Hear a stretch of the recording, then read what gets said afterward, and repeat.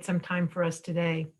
In the United States and parts of Europe, record spikes of COVID-19 infections are causing more and more deaths. I heard one estimate today of about 40 a minute. Furthermore, increasing numbers of governments are being forced to scale back or shut down activities to try to stem the tide, with devastating impacts on local and global economies. In March of 2020, the US Congress passed the Coronavirus Aid, Relief, and Economic Security Act, also known as the CARES Act. The CARES Act stimulus funneled money directly to individuals and businesses in an effort to address financial hardships from lost jobs and to keep the US economy rolling during the shutdowns. In total, the CARES Act provided about $2.2 trillion US in relief. But around the world, other countries also are passing fiscal stimulus. And most relevant here is in July of 2020, EU leaders agreed to a package of about the equivalent of another $2 trillion US dollars, which includes budgets for the next 7 years and major stimulus package of about 750 million euros.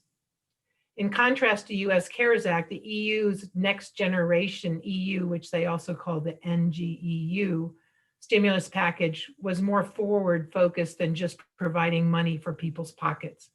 Climate action is at the forefront of the NGEU, with a target of 30% of the total expenditures going towards efforts to reach EU climate neutrality by 2050.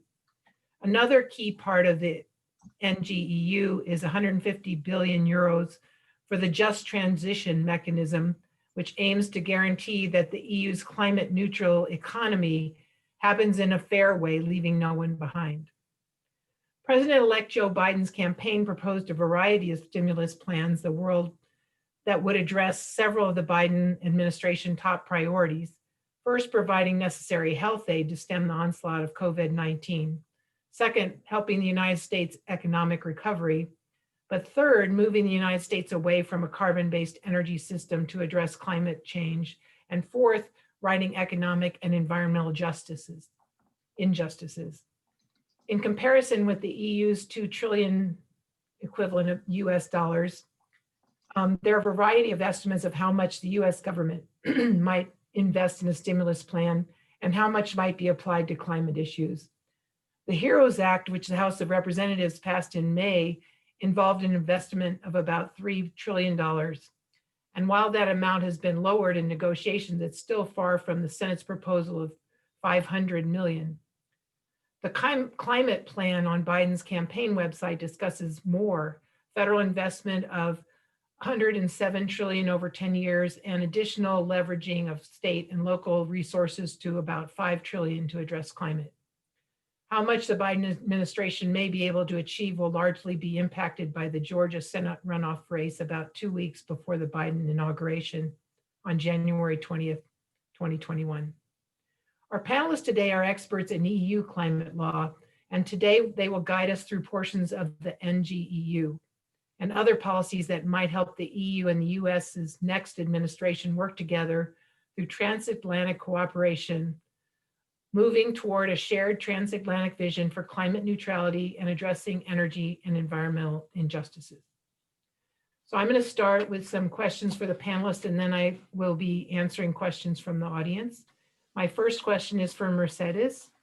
Where are we today, 8 months into the COVID pandemic and a few weeks after the US presidential and congressional elections? Where are we in terms of transatlantic cooperation? Can you talk about how COVID pandemic will shape the cooperation going forward? Thank you very much, KK and Felicia, for the wonderful introductions. And we are delighted to be back with you a few months after our first meeting discussing similar issues. I want to start by saying that the transatlantic relation is the most important relationship we have in the European Union. We share a lot of history and priorities and values with the US, and we hope that will continue to be the case in the future. The COVID pandemic has put to the forefront that big challenges and global challenges require global solutions, and therefore the European Union and the US working together to solve the most pressing challenges of our times can go a long way, also gathering the rest of the world around workable solutions.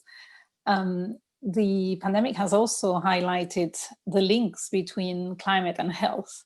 And there are a few principles and commonalities between the climate crisis and the COVID crisis that I'd like to briefly underline.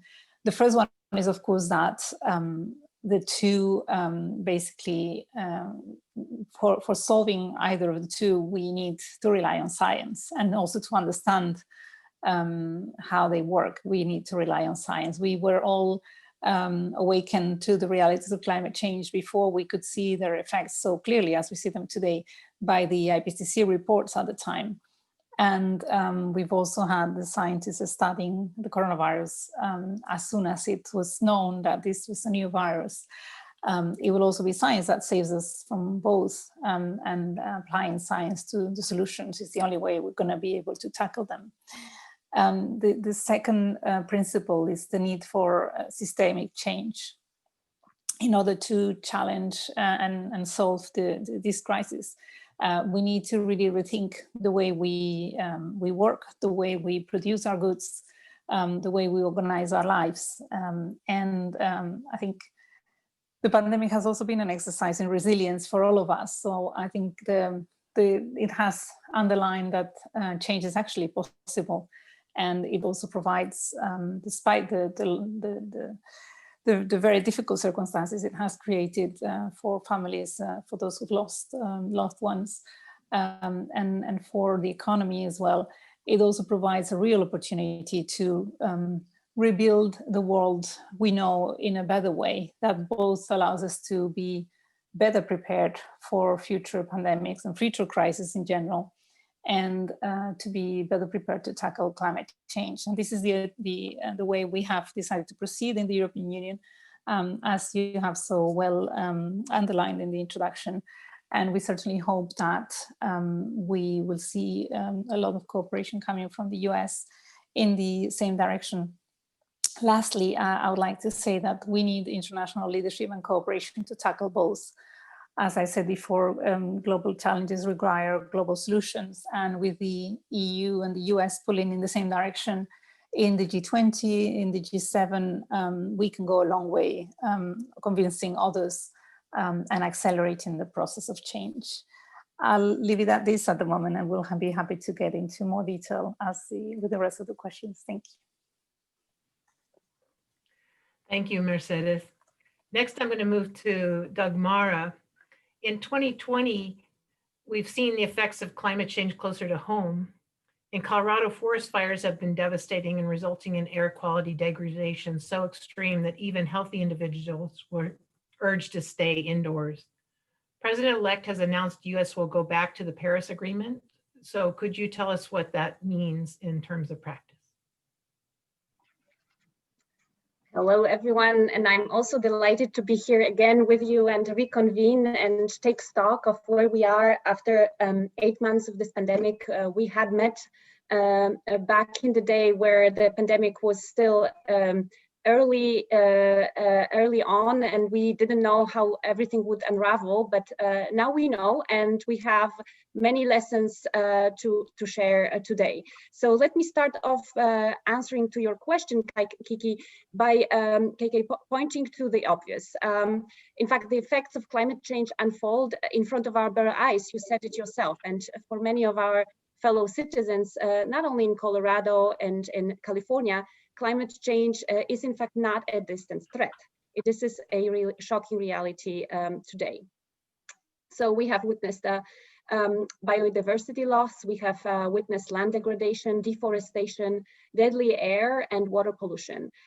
We see every day growing amounts of plastic waste and growing ozone hole over the most of Antarctica.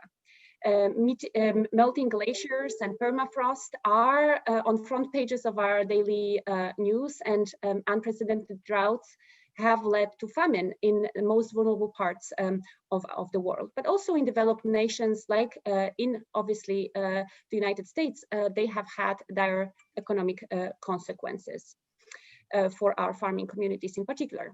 So we are also in, as you know, still in the hurricane season in the United States, and we have seen that hurricanes have started to affect larger areas than before inland. So a few weeks ago, the US Commodity Futures Trading Commission issued a daunting report. This report highlighted how extreme weather conditions cause swings in commodity prices, in agriculture commodity prices. And it concluded that climate-spurred volatility could affect financial markets. So this is not, it's not some distant threat again to even the financial markets. It is actually already happening. And only last Monday, the US Federal Reserve, for the first time, called out climate change among the risks highlighted in its biannual financial stability report. So the Fed warned about the potential for abrupt changes in asset values.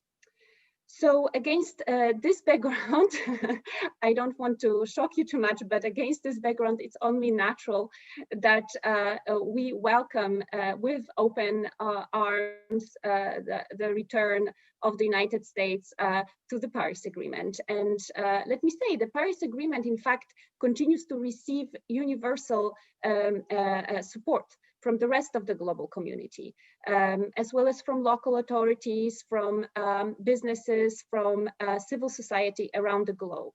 And the US administration is in fact, or has been the father of the Paris Agreement. We have worked hand in hand with the United States to come up with the Paris Agreement 5 years ago. And so it is, the US is in fact returning to its rightful place at the table. So you asked me, what does it mean if the US returns to the Paris Agreement? What does it mean in practice? So let me just share a number of thoughts about the implications of that decision. So once the United States rejoins the Paris Agreement, the United States will be under an immediate obligation, this is a legal obligation under the Paris Agreement, to prepare, communicate, and maintain a national determined contribution, the so-called NDC, in the UNFCCC registry. This is number one. It appears that the US will want to renew and update its nationally determined contribution. And we understand also how this process will likely unfold. This is going to be a process of trying to find and navigate ground with the relevant stakeholders. We understand that the Biden administration will want to conduct a inclusive process of involving society at large, involving a sub-federal level in the United States, which of course is a very laudable approach. In terms of timing, we understand that the new US NDC might be ready sometime in the course of the summer, which is a good timing, because in fact this will be ahead of some major gatherings that we have ahead of us in next year, and in particular in November, most of you might know, the next Conference of Parties, the so-called COP26, is going to be happening in Glasgow in Great Britain. So, but let me be clear. I mean, despite this, the many long-term trends in the US energy mix, in particular, a switch from natural gas to coal, expansion of renewables, it appears that the US is not on track to meet its initial NDC. Its initial NDC stated that the United States wanted to achieve emission reductions of 26 to 28% by 2025, below 2005 levels. Of course, we have seen a large drop in emissions, in particular this year. It is estimated that this drop is going to be around 10 percentage points. This is COVID related, but the policies are not necessarily there to ensure that this drop in emissions will continue after the economic activity resumes. So now I would like to kind of very shortly say a few words about what to expect or what we expect from the early signals of the Biden administration when it comes to dealing with Europe and the relevance for Europe more in generally in the space of climate and energy. So of course, climate action has been front and center of this election period, and this is really has been great to see such a major mobilization of society behind this topic. But the incoming administration is positively inclined towards a new transatlantic partnership, in particular on green issues. And the President-elect Biden has announced that he will lead efforts to get every major economy to ramp up the ambition of their domestic climate target. This is a narrative that resembles, in fact, the external dimension of the European Green Deal, which is great for us because this is an area of commonality, of course. And so, indeed, if we compare our respective approaches, there are those many commonalities, and I would like to mention just a few. We are, in fact, very strongly seeing climate action as a job engine. This is number one. And number two is, I think, our approach to understanding the science as the one driving all policy decisions. And of course, climate justice innovation are among the commonalities we've already identified. So we will have the EU-US to discuss a number of the broad range and spectrum of topics. And we will have to pick and choose those ones that will be most promising and strategic for our future cooperation. But let me say this. It is definitely symbolic that the United States is returning to the table at the Paris Agreement in the year of global ambition. And in fact, it is definitely encouraging to see that the EU and the US will be able to pull together in the same direction. Thanks.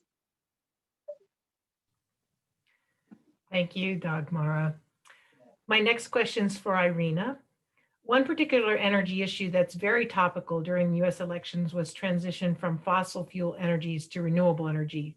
Yet the United States has a lot of natural gas, and we've been pushing other countries to purchase our natural gas, and the liquefied natural gas trade with Europe continues to increase. Will this continue to be the trend, or will the EU now accelerate transition to renewables and stop buying US natural gas?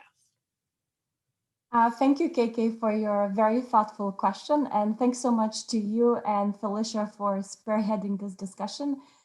Before I start with my answer, I also want to mention that today our ambassador had a separate event with the governor of Colorado. So EU delegation is certainly engaging very closely with Colorado audience today. So we are very grateful for your participation, and we look forward to your interesting questions during the Q&A session.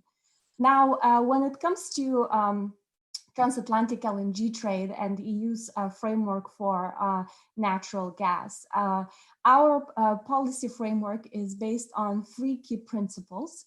This has not changed. So first, we focus on the security of supply. Second, on affordability and essentially market competition. And finally, on sustainability and greenhouse gas reduction. In that space, EU's perspective on the future of natural gas is also very much aligned with EU's carbon neutrality target, and more recently ramped up a 2030 target. So we see the future of natural gas closely tied to development of renewable and biogases, clean hydrogen, and natural gas coupled with the carbon capture technology. More specifically towards the current situation on transatlantic trade, as you know, COVID pandemic has significantly affected the market, energy market more specifically, and EU's gas trade with United States has been affected as a part of that. So before the pandemic, US's share in the EU's imports accounted for 33%. This is more than our traditional LNG suppliers, such as Qatar, or more newer LNG suppliers, such as Russia. This is also a considerable share if you take into account that EU and US gas trade didn't exist just a few years ago. When we look to the future and as the economy recovers, we could potentially see US's share coming back to previous numbers, in particular as we see a recovery in prices and specific EU's gas benchmark TTF. Just to mention a couple of numbers, for instance, in the month of October, we already saw quite significant US gas import of 1.5 BCM, and which was almost double than what we saw in September. At the same time, when we look towards the future of gas, it is very important to address its environmental implications, and specifically, I mean, the anthropogenic fugitive methane emissions. In mid-October, European Union proposed a methane reduction strategy, which focuses on three sectors: energy sector, agriculture, and waste sector. We see that specifically from the energy sector, it contributes around 19% of our total methane emissions, and the similar trend can be applied globally. We also see that in the gas sector, the decrease of emissions would bring about the greatest climate impact and best climate benefits. To that effect, in our strategy, we foresee a list of specific actions. I will mention a few of them, keeping in mind that this is not an exhaustive list. So first of all, we will be proposing a EU-wide compulsory framework of monitoring, measuring, and reporting of methane emissions. Second of all, we're looking to ramp up our satellite-based monitoring system via the EU's Copernicus observation program. Third of all, we are supporting an international methane emissions observatory under the umbrella of United Nations Environment Program.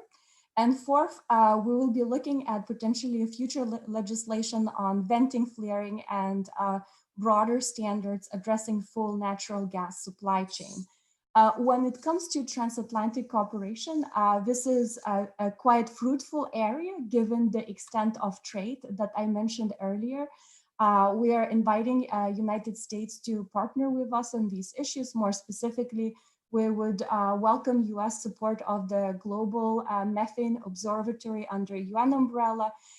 We'd also like to partner with the RIDGE National Laboratory System, currently overseen by the DOE. There's also a specific laboratory in Colorado that works on methane emissions reduction, and we would like to partner with that laboratory.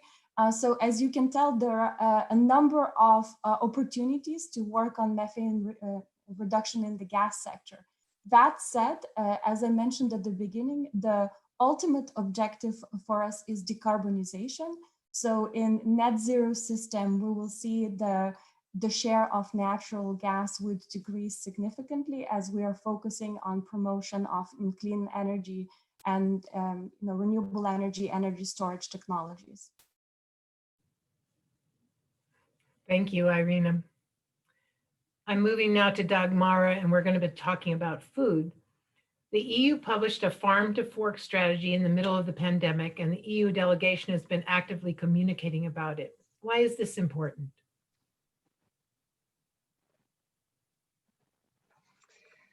Thank you, KK, for this very good question. Why is it important? Well, I think what's important is what you see from this approach, which is a whole of the economy approach and the whole of the government approach. And this is indeed visible in our willingness to address the agriculture sector, but also it is visible from a number of other recent initiatives. Among them, Irina mentioned the most recent one, methane emissions, but another one is coming out as we speak, namely the strategy on offshore wind. So it is in fact really encouraging that This whole of the government approach emerges also from the first announcements of the President-elect Biden and from his transition team. And let me say, in the EU, we have addressed the low-hanging fruits of decarbonization. We have made great strides into decarbonizing the power sector, the industrial sector, the transportation sector, even though a lot of challenges remain. But the agricultural sector indeed is an important one too. For us, it is responsible for around 10% of overall EU's greenhouse gases emissions. So this is really a relevant sector when it comes to decarbonization. But it is not only logical to address the agricultural sector and try to green the agriculture sector in a smart manner, but it also makes a very good economic sense. It makes sense to bring the farmers to the table and support innovative and sustainable food production and food production solutions. It is also very good to actually have and support sustainable agricultural products by providing more transparency to consumers through food labeling, something we are trying to do with Farm to Fork strategy. And let me say, the EU Farm to Fork strategy is a triple win. It is addressing interlinkages between agriculture, health, and environment, and many Green Deal objectives, such as reducing pollution, improving water and soil quality. They're all tackled in one go. So what concrete goals do we pursue with the Farm to Fork strategy? And I think there are three that I would like to leave with you today. Number one is the increase of organic farming. We would like to have 25% of farmland by 2030 covered by organic farming.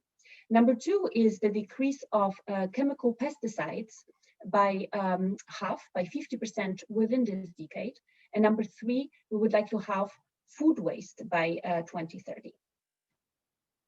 So let me finish off this answer to your question by again relating to the transatlantic space. Well, it actually is a very interesting area for prospective transatlantic cooperation, and we've been trying to explore it. And you hinted towards already one public event that we organized in this space in September. We, in fact, were very lucky to secure participation from members of Congress, both a member of Congress, Shelley Pingree, who is a Democrat from Maine, but also a representative, John Curtis, who is a Republican from Utah. Both of them, in fact, joined our discussion, and were very, very supportive to transatlantic work in that space. But on top of that, in fact, there are things that the white audience does not necessarily always see, because there are many, many discussions that are happening behind closed doors. And those discussions in particular happened also before the summer between ourselves, our experts on agriculture, sustainable agriculture, and experts in the US Senate. Because indeed, there is a bipartisan bill, which is called Growing Climate Solutions Act, which has been introduced in the Senate before the summer, and directly it raised our attention and it raised our interest, and we reached out to colleagues in the Senate wanting to discuss this topic. So yes, I mean, we are exploring new potential areas. As I said in the very beginning, it is exciting that we see such a big potential, but yes, a lot of work has to still be done in order for us to really lead jointly into the sustainable future. Thank you. Thank you, Dagmara. Irina, the role of hydrogen has risen in the fore of international energy agenda, and its supporters say it could play an important role in decarbonization. But how does the EU see the future of hydrogen, and are there opportunities for transatlantic collaboration? Thank you, KK. I believe that my video is not yet on. Oh, here we go. It's on. Thank you so much for your question. As Dagmara mentioned, this is a full government approach. We have by now tackled, decarbonization in the gas sector. Dagmara discussed specific opportunities in agriculture sector. More specifically on hydrogen, I think this is yet another dimension to our approach to reach carbon neutrality targets by 2050.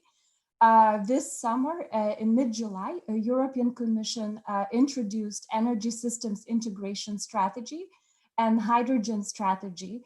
And the announcement of the hydrogen strategy was coupled with the announcement of the EU-wide Industrial Hydrogen Alliance to facilitate member state and private sector cooperation.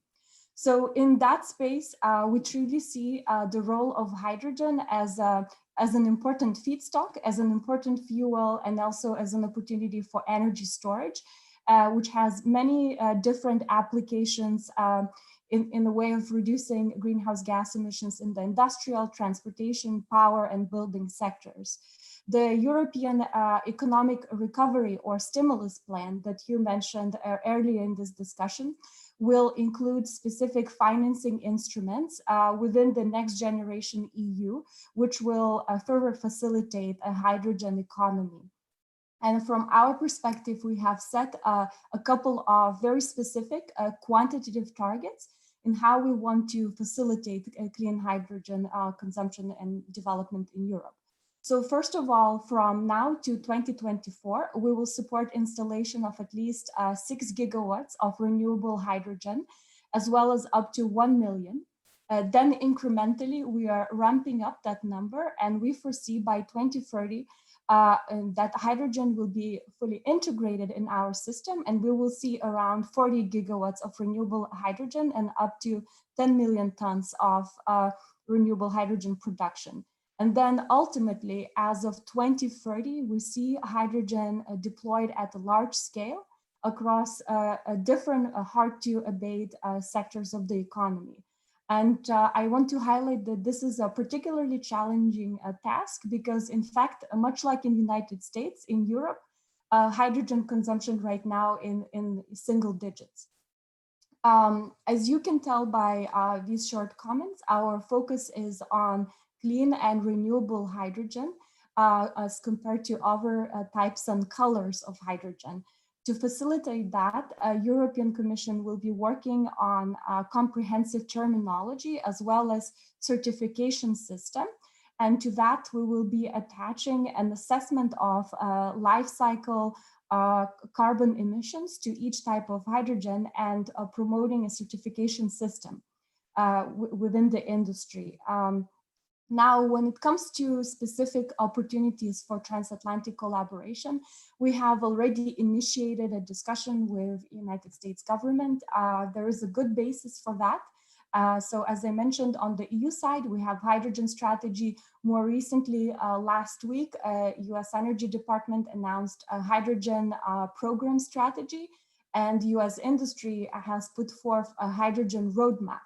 So we have very specific targets and objectives on each sides of the Atlantic, and we have also very specific ideas of what could potentially constitute a transatlantic cooperation. So for instance, the certification system or a development of joint standards could be one opportunity. So we very much look forward to developing our cooperation on that with the United States government as well as the private sector.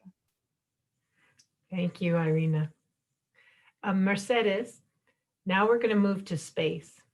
This coming Saturday, November 21, the EU and the US will launch a satellite named the Sentinel-6 Michael Freilich in honor of the influential head of NASA's Earth Science Division who died of cancer. The satellite is equipped with US technology for Earth observation to measure the effect of climate change. Can you explain what it will do and what is the contribution of space and satellites to fighting climate change?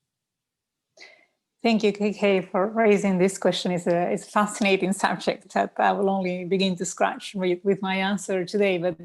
And it is a beautiful cooperation project. It's really transatlantic EU-US cooperation at its best. And that's why it's also important in a symbolic way of what can be achieved when we work together. So indeed, we are hoping to launch Sentinel-6 Michael Freilich, this new satellite on Saturday. We have a long history of cooperation the ESA, NOAA, etc. And Copernicus is actually a system that shares its data with the entire world for free. So we have seen the different US agencies, NOAA, FEMA, who fights, as you know, crisis and manages crisis, using it to better understand hurricanes and other weather impacts in the US. But this satellite, Sentinel-6, is different because it is actually, it embeds cooperation in the satellite. So it's not just about sharing the data of the satellite.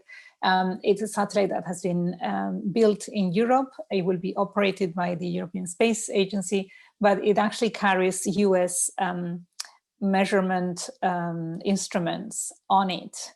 And it will measure the sea level rise, so the level of the sea, comparing it, and it will compare those data with historic data. And it has better equipment than in the past, so the precision of the measurements will greatly improve. This is important because we have discovered that past measurements were probably too optimistic, and we've seen much higher level sea rise than was expected looking at all the data. So it's important in many ways. It will allow us to understand better what's the situation in the oceans, how the two poles and the way ice is melting in the poles is affecting the rest of the ocean and the temperature of the ocean, and how that is creating extreme weather events and accelerating climate change as well.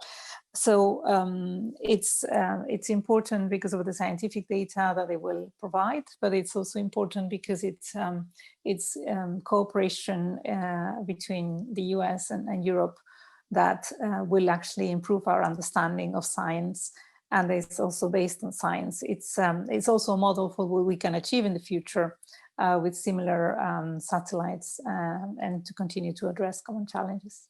Thank you.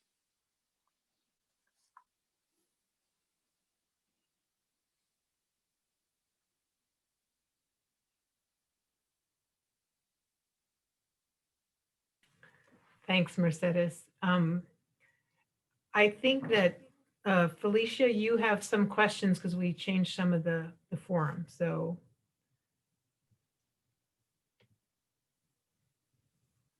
Hi, just coming on. We don't have any questions just at the moment. I'm really sorry for those comments that were in chat, so I moved it to come directly to me only.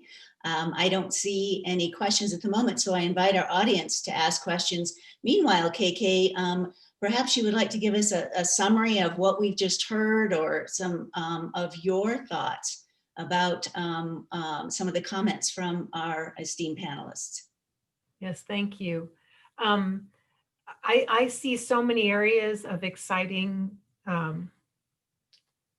cross-fertilization here. Some areas that I hadn't known a lot about before. Actually, I have some members of my family that are into satellites, but I didn't know about the Sentinel-6, Michael Freilich, before. So I think I know that that's been in the works for a long time to try to actually get a satellite. I think I had heard at one point that I think Al Gore was pushing something like that so that we could actually get the data that we need to complement some of the modeling that's been done on climate change. So it's very exciting to see some of that come along.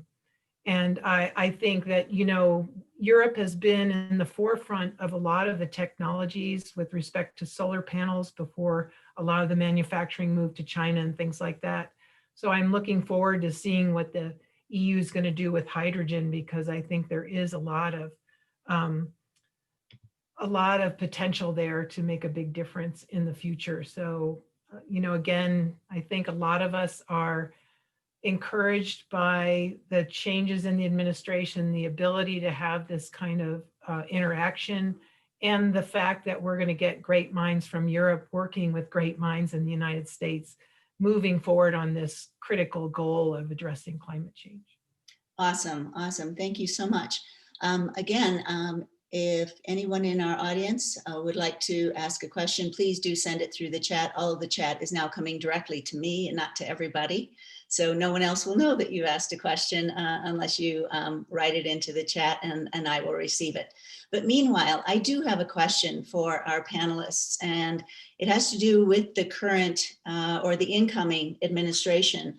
Biden will have certain executive leeway in how he approaches climate change, sustainable energy, those sorts of things.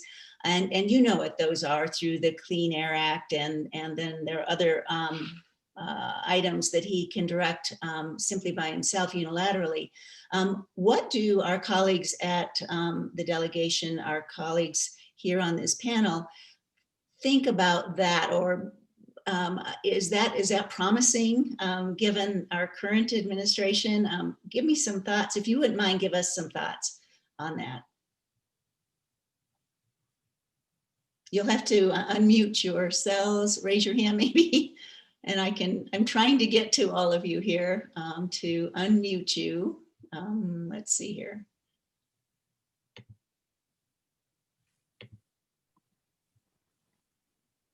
There we go. I've asked each one of you to unmute. Thanks so much. Thank you, Felicia. I can start to address that.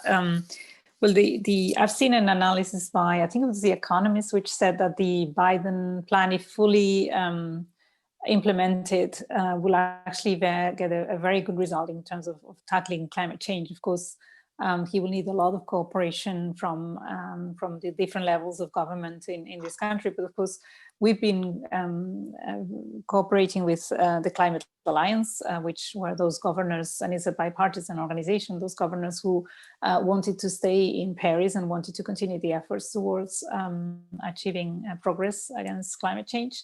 But we have also been encouraged by some of the movement we see in Congress, where there are bipartisan caucuses, for example, the Climate Solutions Caucus that Dagmara has mentioned before, that has worked on bipartisan legislation, as she mentioned, and also in the House. So we think that with a more encouraging federal impulse to tackle climate change, there might be also more opportunity for those pieces of legislation to perhaps reach fruition and pass through both chambers. We don't expect to perhaps see a big one big bill that will solve every issue. I think it will be more an incremental effect of a number of initiatives, of a number of bills. And I think what's been encouraging is that we see climate experts being appointed to the different transition teams, not only for the places where you will expect them, such as the EPA or the departments of energy or the Department of State, where they deal directly with climate and environmental issues, but also crucially to agencies such as the Ministry of Interior or even the Department of Defense, who also have a crucial role to play in tackling climate change. And that's very encouraging because it points at a whole of government approach and a systemic approach, which is what I was referring to in my first intervention, which is encouraging and can go a long way. And Felicia, if you don't mind, I could bring also some interesting insights into what that could mean in practice. I think what we realize is that so far the energy policy or clean energy policy in the US has been mostly developed through a tax code. So the tax extenders and the tax incentives that have been used in the past in the United States have spurred a lot of development around the clean energy in the United States. I think it is likely that this will continue because there is a lot of bipartisan support for clean energy in the United States. As you know, such states as Texas, Ohio, and others have already developed a thriving renewables market, and therefore there's renewables also offer a lot of well-paying jobs. So that is one area that we think is very likely to continue. Now, the second area, which is definitely also bipartisan, is the support from Congress to R&D, to innovation funds. So this is definitely also an area which can make a lot of difference, and we will see that continue. And the third area that I would like to mention is an area you named it also, of the executive branch having having the authority to resolve issues through executive actions. And one issue is, for example, the financial markets, the regulation of the financial markets. There is actually, I think, a relatively broad understanding in the financial community that many of those regulations could be that don't need to, in fact, go through Congress. And so I have quoted and referenced those statements from Fed, very recent ones. They actually hint towards a change of policy, I think, and we will see more coming from Fed. And another area is definitely offshore wind. As you know, the industry in the US is actually waiting for a number of permits to be granted in order to develop large-scale offshore wind farms. Offshore wind farms at large scale are something that in Europe is already widely spread. And so the industry is really extremely eager to expand also in the United States, and permitting, infrastructure permitting for transmission lines to connect those centers of generation to the centers of demand are in fact areas of quick wins. And we think that BOEM, the Bureau of Ocean Energy at the Department of Interior, will have a big role to play. May I add, just my colleagues mentioned domestic developments and also a couple of the potential policy areas for transatlantic cooperation stemming from domestic actions. I will just add a few more. We also saw that a strong interest on the part of Biden administration to institute an economy-wide clean energy target, or to reach a zero carbon power sector. And this is extremely ambitious. This, as Dagmara mentioned, requires amplifying clean energy tax incentives, but also looking at power sector issues, at grid issues, energy storage issues. So I think that at the regulatory level, agencies such as FERC have already started looking at these topics, and we can continue our partnership with the United States in the context of the EU's electricity market design, where in fact we already have done some of these changes and we are moving in that direction already. Then let me mention also an international dimension. Domestically and through executive action, we see an opportunity to partner also on third countries.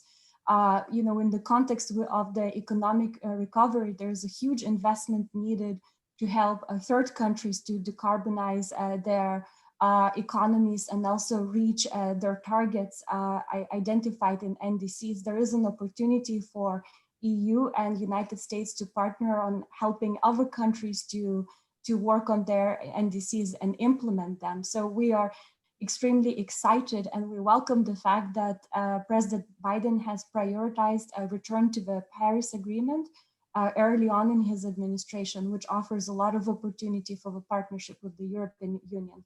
And let me finish by saying that the action that, some of the items that you mentioned, I think that the Biden administration may be looking for changes that would be lasting, that would be incremental but lasting. And I think that is a very welcome move, in general, on the part of the industry, but also from our side.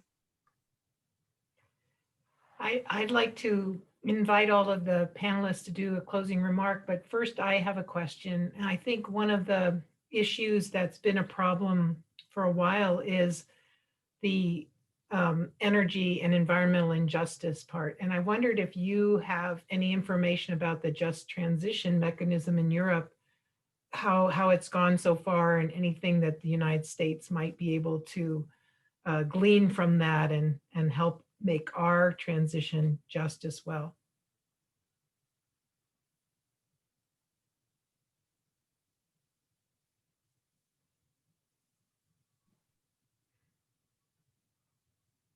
I think Mercedes is muted. Dagmar and Mercedes, you're muted again, so you should unmute. Thanks. I think the just transition is a very important element of the whole strategy, both because it makes it, it's basically a lesson learned from the past, where we saw, for example, in France, you will remember the Gilets jaunes movement, where an increase in the price of diesel led to widespread protests in the streets of Paris and also in the rest of France. So it's both to make sure that this widespread policy changes in terms of how we produce and consume energy are accepted and can go forward, because of course we operate in democracies, so these things cannot really be imposed, but also very much to make sure that nobody's left behind, so that the whole philosophy of change is that we should really use the energy transition to also improve the way and accelerate the way in which we get out of the crisis. We see the Transition Fund in Europe addressing whole regions that have depending very much on fossil fuel energy in the past. And here in the United States, of course, there are also aspects of racial discrimination that perhaps we should also address in Europe, and we have perhaps paid less attention to them. So I think there's elements that the US can learn from the US experience, but very much also elements that we can learn from the US approach. Great. Thank you. Do you wish to learn a little bit even more about this subject? So Mercedes has already hinted that we kind of seem to be facing slightly different challenges, but many aspects could be potentially bringing lessons learned for both sides of the Atlantic. The difference maybe is that when we think about just transition, first and foremost, what comes to mind is making sure that we do not have in Europe the so-called energy poverty. Energy poverty is where a very large chunk of your expenses, domestic expenses, is devoted to energy costs. So this is number one. We monitor this quite closely. We have a specific observatory that we launched already 4 years ago, and this is one aspect we are trying to address.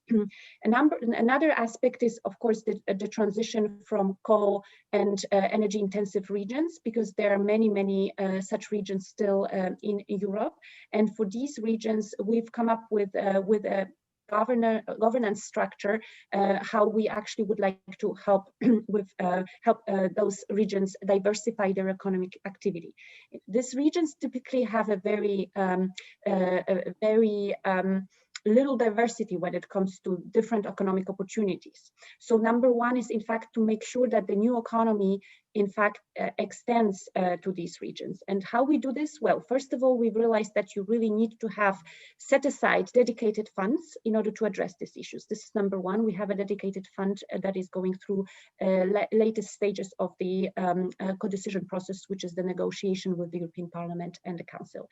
And number two, we have a dedicated platform which is an area where all coal regions and carbon intensive regions come together and exchange those best practices. This is very useful for us to actually exchange and share, given that this is really a problem that occurs in a number of member states. And number three, we at the European Commission have dedicated country teams that know the countries best, they know their reality best. And these country teams, in fact, are able to work with local authorities, with trade unions, with all the relevant stakeholders, NGO communities, and they are able to basically take in the different constraints, the different inputs. They expand the knowledge of this specific region and are able to address this specific region with the potential that this specific region in fact offers. So this is kind of the overall governance that we have in that space.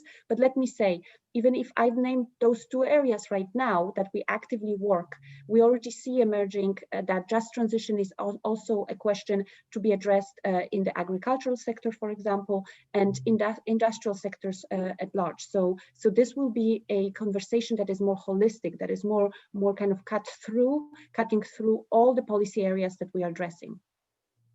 Great. Thank you. If I may, KK, to add to what my very able colleague said, just two elements to add.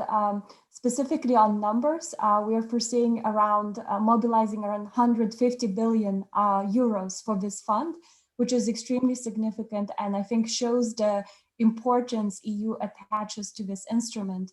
And then the second element to highlight global implications of that. If this fund or if this instrument is successful potentially globally, there could be an opportunity to partner, for instance, through the umbrella of the World Bank, and in fact replicate similar instruments. And in the past, we had seen some interest on the part of the World Bank colleagues, specifically looking into coal and carbon intensive regions in transition platform, which gave the rise to this fund.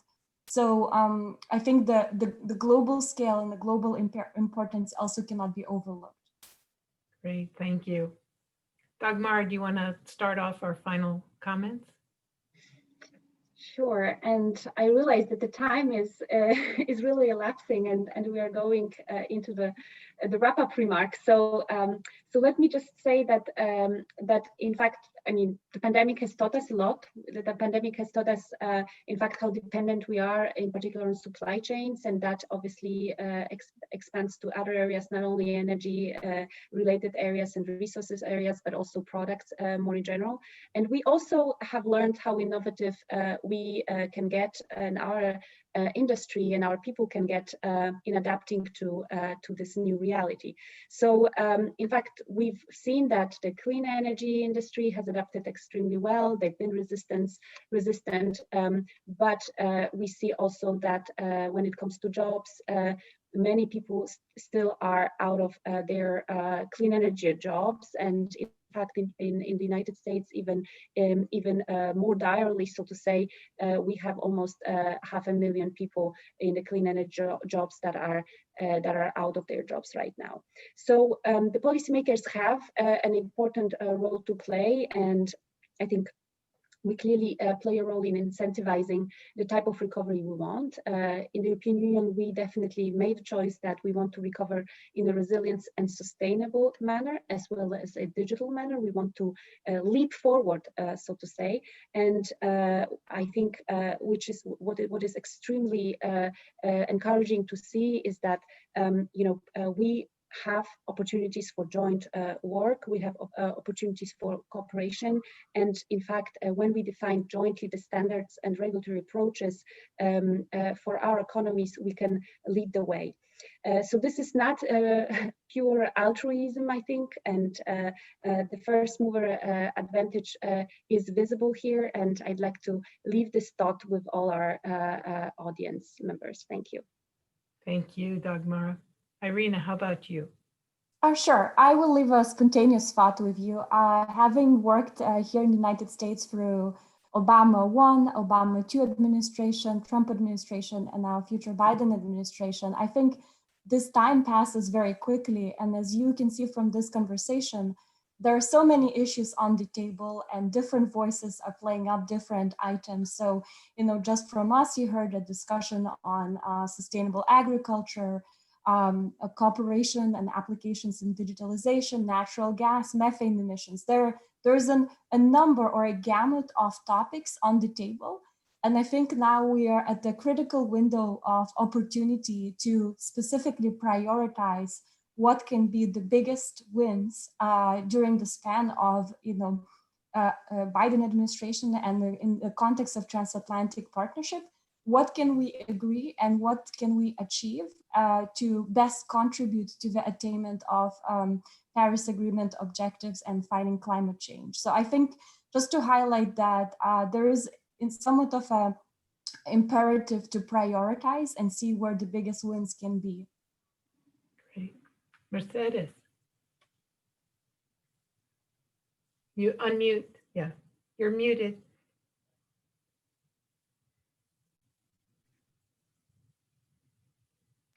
Apologies.